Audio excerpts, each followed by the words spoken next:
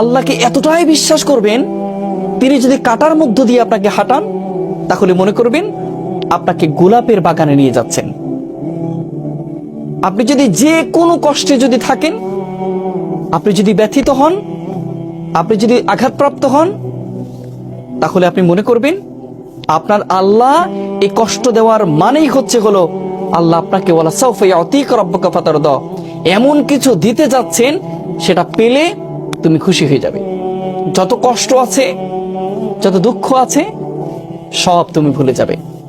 এমন জায়গা আল্লাহ নিতে চাচ্ছেন। সেজন্য আল্লাহর প্রতি আমাদের বিশ্বাস নাই, আমরা বিশ্বাস রাখতে পারি না। আমরা রাখতে পারি না যে আমার আল্লাহ আমার সমস্ত কষ্টগুলো মুছে দিবেন।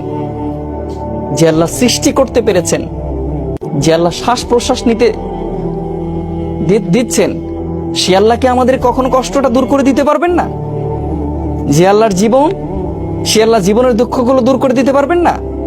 তিনি কুং বলবেন, হও, ফায়াকুং, হয়ে যাবে ইনশাআল্লাহ। শুধু ভরসাটা রাখতে হবে আল্লাহর উপর। যেমন মুসা আলাইহিস সালাম পানিতে আঘাত করেছেন লাঠি দিয়ে, বিশ্বাস ছিল আল্লাহর উপরে। লাঠির কোনো এখানে ক্ষমতা ছিল না, শুধুমাত্র বিশ্বাস।